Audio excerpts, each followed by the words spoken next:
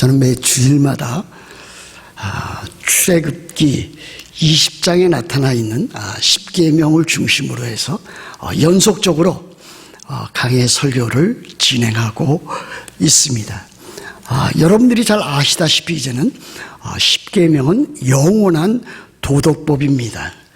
이전부터 시작해서 지금도 앞으로도 계속해서 모든 사람이 지켜나가야 할 그와 같은 계명입니다.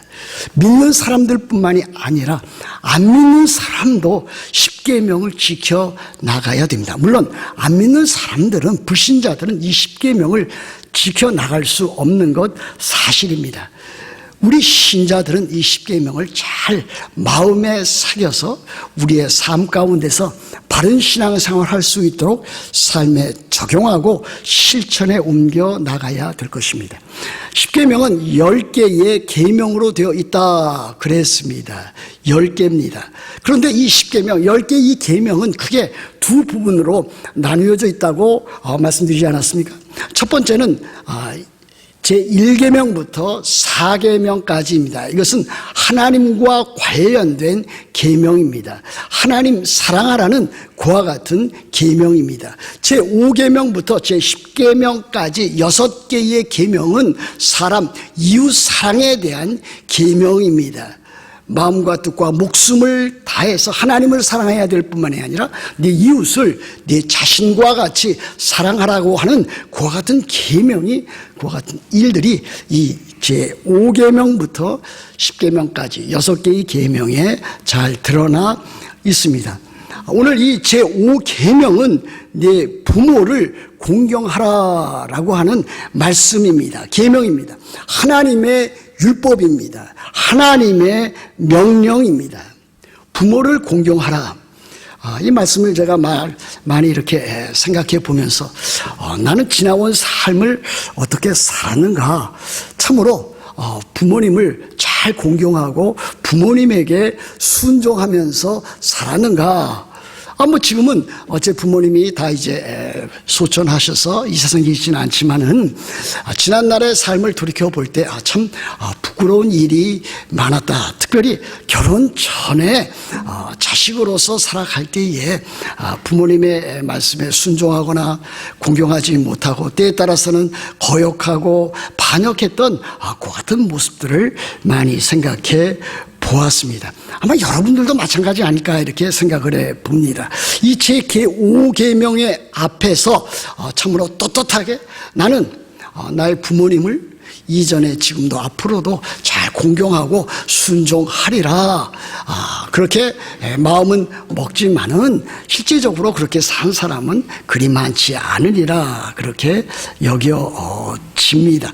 그러므로 우리들은 이 계명을 생각할 때에 참으로 마음에 많은 자책도 생기고 또 후회도 생기고 회한이 생기는 것임에 틀림이 없습니다. 그럼에도 불구하고 우리들은 이와 같은 일들을 마음에 잘 새겨 나가야 될 것입니다. 그뿐 아니라 이와 같은 일들을 통해서 나의 자식들, 내 자녀들 또는 내 손자, 손녀들에게 이 제5계명을 잘 가르쳐서 부모를 공경하는 것을 잘 이루도록 해야 되겠다 하는 것 같은 마음의 결심도 새겨나가리라 그렇게 생각이 되어집니다. 자녀에게도 그렇지 않습니까?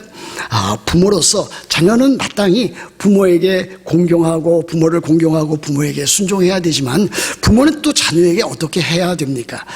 자녀를 양육할 때에 주의 교양과 주의 교훈과 훈계로 잘 양육해야 되는데 우리는 또 그렇게 하지 못한 적도 많이 있지 않았습니까?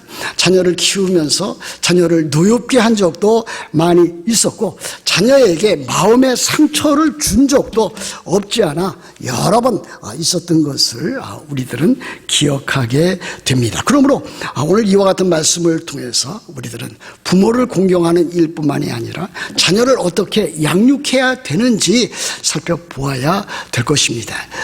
이미 결혼해서 이제 나이가 많이 들고 또 그리고 자녀와 손자, 손주를 둔 분들도 여럿 있거니와 또 결혼해서 또 자녀를 둘 사람들도 있고 또 앞으로 결혼해야 될 그와 같은 자매들도 이 자리에는 있습니다. 참으로 우리들은 참 자녀로서 부모에게 잘 순종하고 복종해야 될 것을 배워나가야 될 것입니다. 오래전에 우리들이 제 아내와 제가 자녀를 양육할 때에 제 나름대로 한 가지 원칙을 정한 것이 있습니다. 자녀들에게 가정에서 대화를 할 때에 존댓말을 써야 되겠다.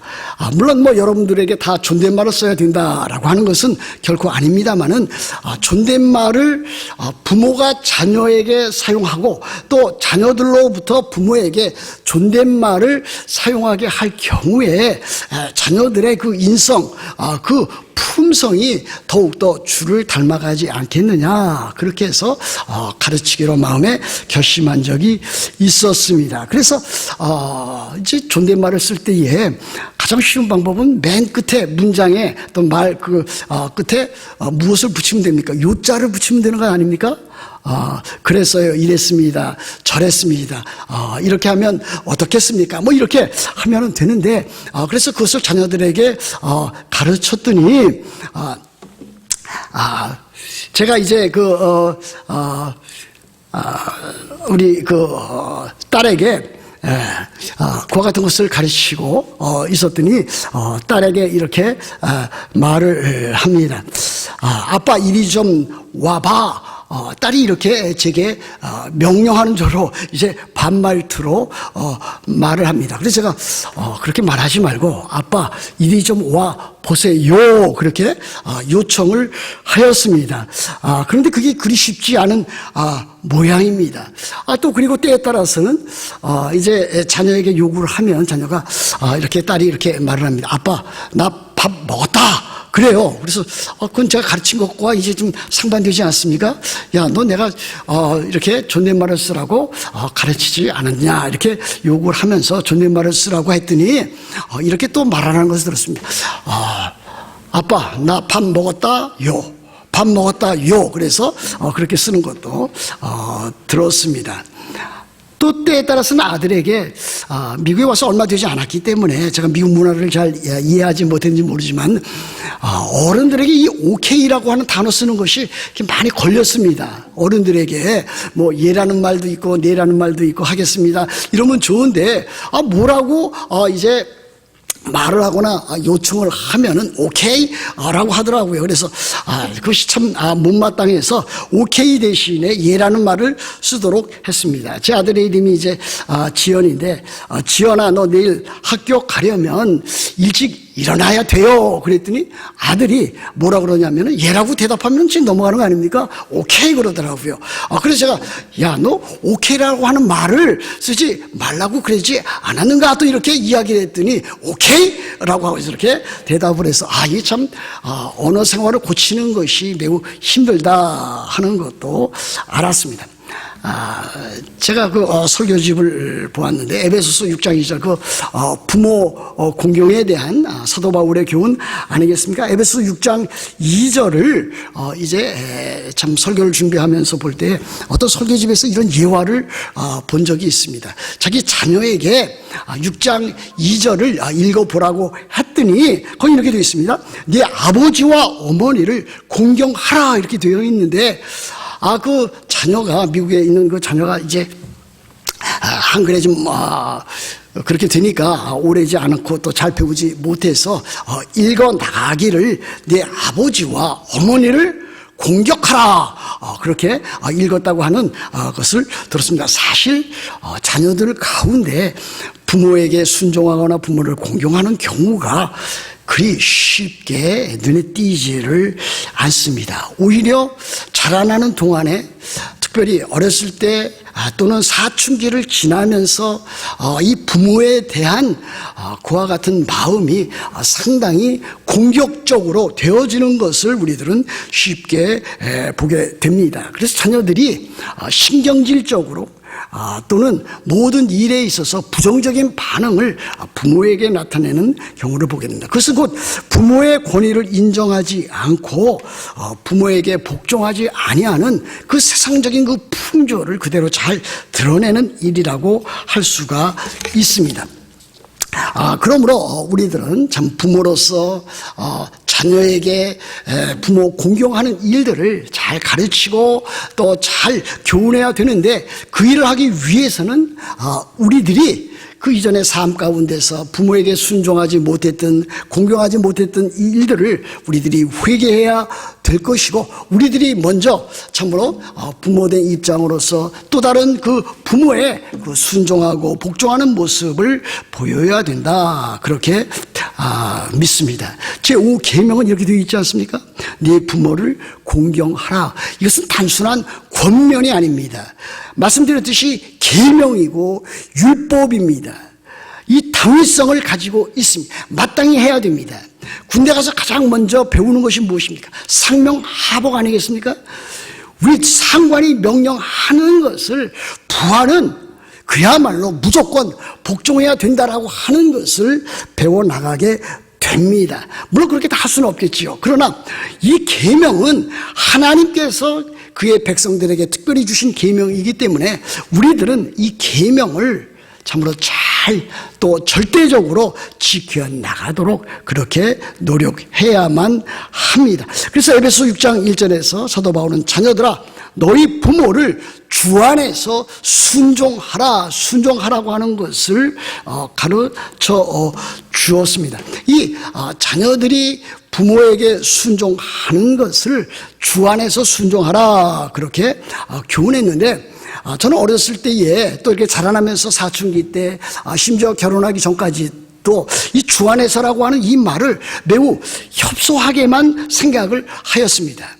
내 마음에 들지 아니하는 것, 그와 같은 모든 일들은 다 주 안에서 있는 일이 아니라 주 밖에 있는 일들로 그렇게 생각을 하였습니다. 그러므로 우리들이 주 안에서 부모를 참으로 부모에게 순종하고 복종하라고 하는 것은 내 마음에 들고 안 들고를 떠나서 그것이 죄가 되지 아니하는 이상, 때에 따라서 부모 되시는 분이 참 까다롭게 자기 자녀에게 요구할 때도 있고, 또 마땅하지 아니하는 일들, 자녀들이 생각할 때 그와 같은 일들도 잘 지켜나가는 일이 오히려 주 안에서 그 부모를 공경하는 일이라, 그렇게 믿게 되었습니다. 여러분, 우리 주님도 참으로 어려서부터 그 부모에게 잘 순종한 것을 우리들은 기억합니다. 이 누가복음 2장 51절에 이와 같은 말씀이 있습니다. 예수께서 함께 내려가사 나사렛에 이르러 순종하여 받드시더라 그랬습니다. 누구를? 그 부모를, 그 부모에게 순종하여 그 부모를 잘 받들어 섬겼다라고 하는 것을 말하고 있습니다. 예수님께서 6월절에 12살 되던 6월절에 예루살렘을 방문하고 돌아오게 되어서 다시 나사렛에 거하게 될 때에 예수님께서 그와 같이 부모에게 순종하고 복종하고 참 잘 섬겼다 하는 내용이 나타나 있습니다. 그러므로 우리 그리스도인들은 특별히 부모님에게 잘 순종하고 복종해야 될 그와 같은 일들을 해야 됩니다. 그 왜 그렇습니까? 우리들이 부모 그 순종을 통해서, 부모 공경을 통해서 우리가 진정으로 하나님을 섬기고 있는지, 하나님을 공경하고 있는지, 하나님께 순종하고 있는지를 나타내 보여주기 때문입니다. 눈에 보이는 부모님에게 순종하지 못하고 부모님을 공경하지 못한다면 입으로 여러 가지 모양에서 하나님을 섬기고 공경하고 순종한다 할지라도 그것은 잘못된 것이다 라고 하는 것을 우리들에게 보여주고 있습니다. 그러므로 부모에게 순종하지 아니하는 자는 하나님께도 순종하지 아니하는 죄를 범하게 된다라고 하는 일 아니겠습니까? 여러분, 우리들이 잘 아는 고등학교 때 배운 시조가 있습니다. 송강 정철의 시조 아닙니까? 여러분도 들어서 알고 있을 것입니다. 어버이 살아실 때 섬기기란 다해라. 지나간 후면 애달다어야 하리. 평생에 고쳐 못할 일 이뿐인가 하노라 라고 하는 그와 같은 세상적인 그와 같은 사람들도 이와 같은 효를 잘 강조한 것을 볼 수가 있습니다. 근데 부모에게 참 순종하지 못하고 부모를 공경하지 못할 그와 같은 일들이 우리들 주변에 또 우리에게 많이 있는 것을 보게 됩니다. 어떨 때 그렇습니까? 제 경험으로 보더라도 부모님이 자녀보다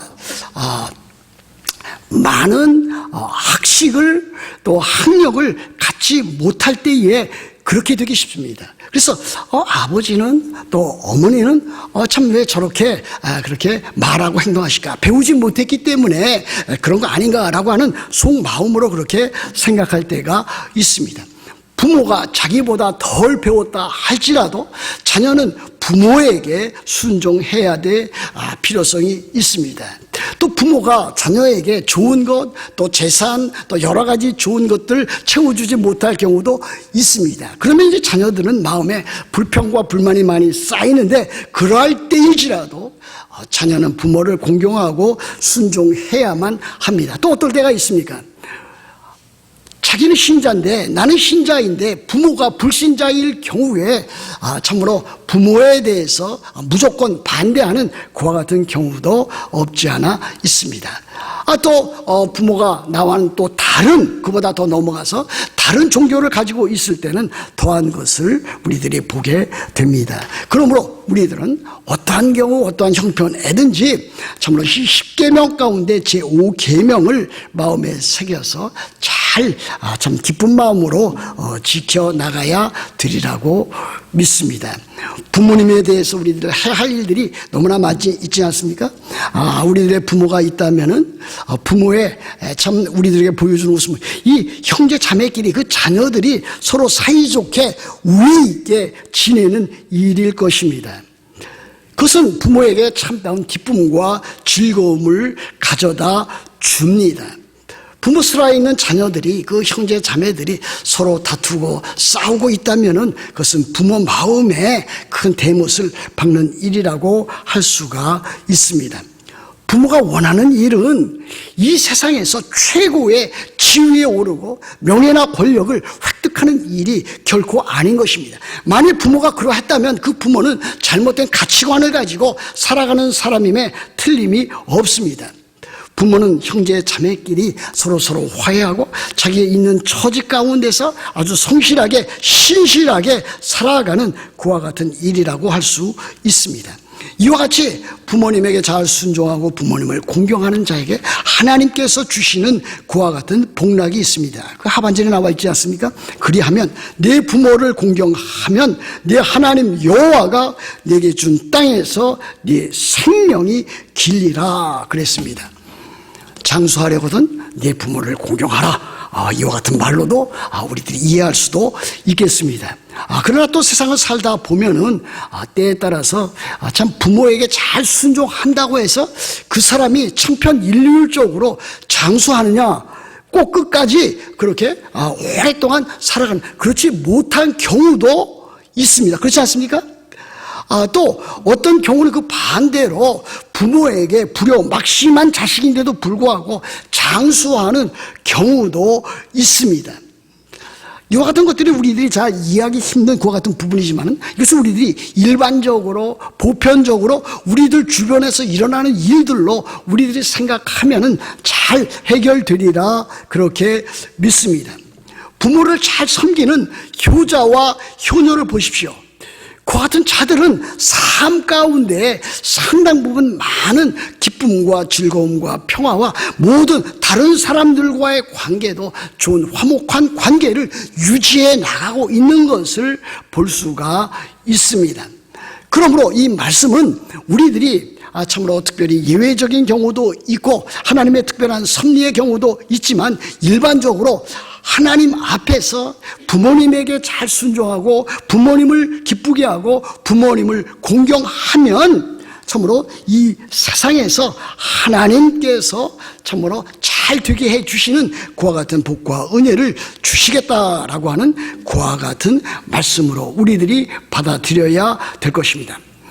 부모를 공경하며 부모를 기쁘게 하는 자들은 하나님께서 그들에게 필요한 것들을 늘 잘 공급해 주시고 마음의 평안과 기쁨과 강건함을 더해 주시는 것은 사실인 것으로 우리들이 받아들여야 될 것입니다. 제5계명을 우리들이 살펴보면서 우리들이 이것을 너무 한정적으로 자기 자신의 부모에게만 적용하지 않도록 해야 될 것입니다. 네 부모를 공경하라라고 하는 것은 네 부모를 공경하는 일들을 통해서 가정에서 일터에서 교회에서 사회생활 가운데서 또 국가와의 그 관계 가운데서 모든 권위와 질서를 잘 지켜나가라는 그와 같은 뜻으로 받아들여야 될 것입니다. 그와 같은 것들이 어디에 잘 나타나 있습니까? 웨스트민스터 소유리 문답 64 문답에 그것이 잘 나타나 있습니다. 이렇게 되어 있습니다.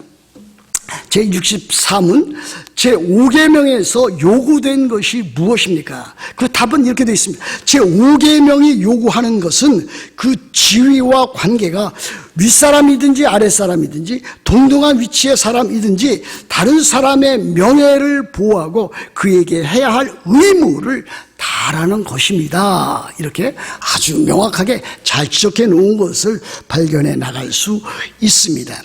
우리들이 지금 사는 세상은 노예 제도가 시행되고 있는 사회는 아닙니다. 그러나 성경에서 말하는 종과 상전과의 그 관계를 윗사람과 아랫사람과의 그 관계, 직장 생활에 적용해 본다면은 우리들이 직장 생활 또 우리들이 사회생활을 어떻게 해야 될 것을 배워나갈 수 있습니다.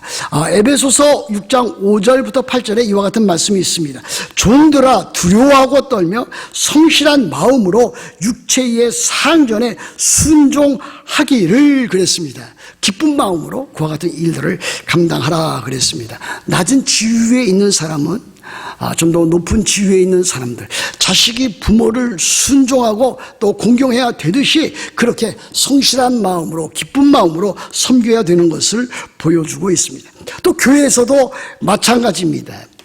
교회가 계급 사회는 결코 아닙니다만은 교회에도 역시 참 교회에 직분 제도가 있고 교회에도 참 연세가 많으신 분도 있고 또 이제 나이가 적은 그와 같은 자들도 있습니다.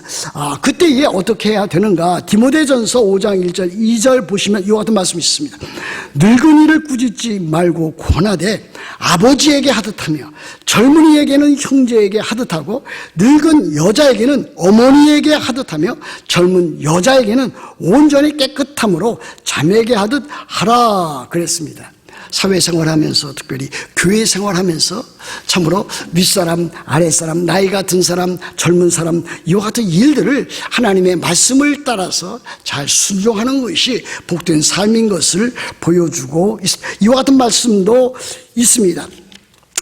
디모데전서 5장 17절 말씀에 보면 잘 다스리는 장로들은 배나 존경할 자로 알되 말씀과 가르침에 수고하는 이들에게는 더욱 그리할 것이니라 그랬습니다. 교회의 질서와 또 교회를 위해서 헌신하고 있는 윗사람들에 대한 그 존경과 사랑을 잘 표현해야 될 것을 우리들에게 보여주고 있는 것 아니겠습니까? 나라도 그렇습니다. 참으로 이건 어려운 문제지만은 사도 바울은 로마서 13장 1절부터 7절 사이에서 이렇게 교훈했습니다. 각 사람은 위에 있는 권세들에게 복종하나 권세는 하나님으로부터 나지 않음이 없나니 모든 권세는 다 하나님께서 정하신 바라 그랬습니다. 그리고 맨 나중에는 두려울 자를 두려워하며 존경할 자를 존경하라 이렇게 교훈한 것을 보게 됩니다. 여러분 부모 사랑, 부모 공경, 부모에게 순종하는 일은 참으로 하나님께서 우리 모든 인류에게 특별히 그리스도인들에게 하나님 자녀들에게 주신 명령입니다. 하나님의 자녀들은 하나님에게 순종하고 하나님을 공경하고 하나님께 예배하듯 윗사람들 부모에게 또 상전들에게 국가에 있어서 어떠한 지위를 갖고 있는 그와 같은 자들에게 존경과 사랑을 나타내야 된다라고 하는 것 가르치고 이렇게 하는 것이 우리 그리스도인의 하나님의 자녀들의 복된 삶인 것을 가르치고 있는 것 아니겠습니까? 사랑하는 여러 성도 여러분들이 자녀로서 부모에게 잘 순종하고 또 부모를 잘 공경하여서 하나님의 거룩한 뜻을 이 땅 위에서 아름답게 이루어 나가기를 우리 주 예수 그리스도의 이름으로 축복합니다.